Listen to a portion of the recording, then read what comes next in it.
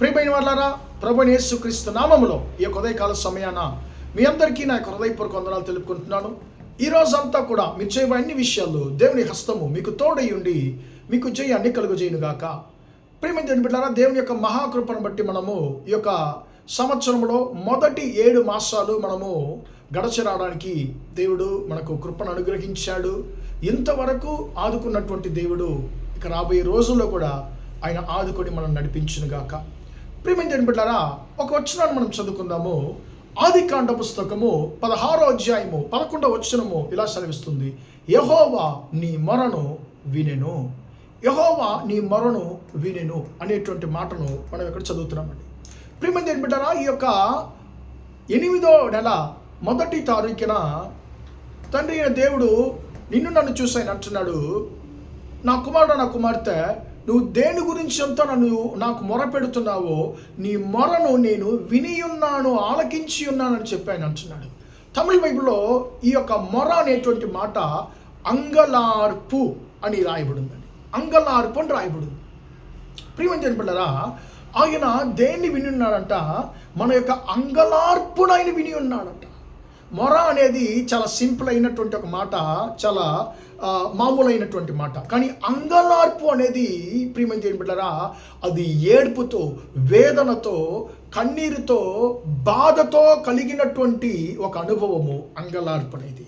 మొర అంటే ఏడవకుండా కూడా మొరపెట్టొచ్చండి. అయ్యా నాకు ఇది కావాలి, అది కావాలని చెప్పి ఏడవకుండా కూడా మొరపెట్టేవారు. కానీ అంగలార్పు అనేది ఏడుపుతో, వేదనతో, బాధతో, కన్నీళ్లతో, విరిగి నలిగిన మనస్సుతో వచ్చేటువంటిది అంగలార్పు. ప్రియమైన దేవుని బిడ్డలారా, ఈ ఉదయకాల సమయాన దేవుడు ఆయన అంటున్నాడు, నా కుమారుడు నా కుమార్తె, నువ్వు దేని గురించి నాకు మొరపెట్టావో ఇంతవరకు, నువ్వు దేని గురించి అంతా నీ జీవితంలో అంగలారుస్తున్నావో ఆ అంగలార్పునంతా కూడా నేను విని ఉన్నాను. ఖచ్చితంగా నేను నీ యొక్క అంగలార్పుని నేను మార్చబోతున్నానని చెప్పి దేవుడు ఈ యొక్క ఉదయకాల సమయంలో యొక్క 8వ నెల 1వ తారీఖున దేవుడు నీతో ప్రవచనంగా మాట్లాడుతున్నాడు. ప్రియమైన దేవుని బిడ్డలారా, ఈ యొక్క మాట ఆగరుతో దేవుడు మాట్లాడినటువంటి మాట అండి. తెలుగు బైబిల్లో ప్రభు దూత, యెహోవా దూత అనేటువంటి మాట రాయబడిందండి. అది మనము అనుకుంటాం మీకాయేలు దూత అని చెప్పి అనుకుంటాం, లేకుంటే గాబ్రియల్ దూత అని చెప్పి అనుకుంటాం. కానీ తమిళ బైబిల్ ఎలా ఉందంటే దూతగారు, యెహోవా దూతగారు అనేటువంటి మాట రాయబడిందండి. తమిళ బైబిల్ ఎక్కడంతా యెహోవా దూతగారు అనేటువంటి మాట రాయబడిందో అదంతా కూడా ప్రభువైన యేసుక్రీస్తును సాదృశ్యపరుస్తుంది. ప్రియమైన దేవుని బిడ్డలారా, ఇక్కడ ఆగరుతో మాట్లాడింది ఎవరు అంటే ప్రభువైన యేసుక్రీస్తు యెహోవా దూతగారుగా ఆయన మాట్లాడుతున్నాడు. యెహోవా నీ మొరను ఆలకించి ఉన్నాడు, యెహోవా నీ మొరను విని ఉన్నాడు అనేటువంటి మాటను ఆ యొక్క ప్రభువైన యేసుక్రీస్తు ప్రభు దూతగా అక్కడ ఆమెకి తెలియజేస్తున్నాడు. ప్రియమైన దేవుని బిడ్డలారా, ఆమె పరిస్థితి ఏంటి? ఆమె ఎందుకు అంగలారుస్తుందంటే ఆమె ఉండే చోట ఆమె ఉండలేని పరిస్థితి. ఎందుకంటే అక్కడ శ్రమలు ఎక్కువ ఉన్నాయి. అబ్రహాం యొక్క ఇంట్లో శ్రమలు ఎక్కువ ఉన్నాయి. అక్కడి నుంచి ఆమె శ్రమలు భరించలేక పారిపోతుంది. ఇప్పుడు ఇంటి నుండి బయటకు వచ్చిన తర్వాత ఆలోచిస్తుంది, నేను ఎక్కడికి వెళ్ళాలి ఇప్పుడు అని చెప్పి. ఆమె ఒక బానిస, ఆమె ఒక యజమాని, ఒక ధనవంతురాలు అయితే అయ్యో ఆమె ఏడుస్తున్నామా, ఎందుకు ఏడుస్తున్నామని చెప్పి అడుగుతారు. కానీ ఈమె ఒక బానిస, ఈమె ఒక దాసి కాబట్టి ఈమె ఏడ్చినా కూడా అది ఏదో పిచ్చిది ఏడుస్తుందని చెప్పి నిర్లక్ష్యంగా వెళ్ళిపోతారు. ఈ రోజుల్లో మన యొక్క పరిస్థితి కూడా అదే అండి. ధనవంతులు ఏమన్నా బాధగా ఉంటే ఏంటి సార్ బాధగా ఉన్నారు అని చెప్పి అడుగుతారు. మనలాంటి పేదవారు, ఏమి లేనివారు మనం గట్టిగా ఎలిగితే ఏడ్చినా కూడా మనం పట్టించుకునే వాళ్ళు ఎవరు లేరు. కానీ ఈ ఉదయకాల సమయాన దేవుడు నీతో అంటున్నాడు, నా ప్రియమైన కుమారుడా, నా ప్రియమైన కుమార్తె, నీ యొక్క అంగలార్పును మనుషులు వింటే ఏమి, వినకపోతే ఏమి, నిన్ను సృష్టించిన దేవుడను, నీ కొరకు సమస్తాన్ని చేయగలిగిన దేవుడను, నేను నీ యొక్క అంగలార్పుని విని ఉన్నాను, నీ యొక్క మొరను నేను ఆలకించి ఉన్నాను. ఖచ్చితంగా నీ యొక్క సమస్యలను నువ్వు దేని కొరకైతే అంగలారుస్తున్నావో వాటన్నిటిని నేను మార్చబోతున్నాను అని చెప్పి దేవుడు నీతో మాట్లాడుతున్నాడు. ప్రియమైన దేవుని బిడ్డలారా, ఆగరు యెహోవాకు అక్కడ ఒక పేరు పెట్టింది.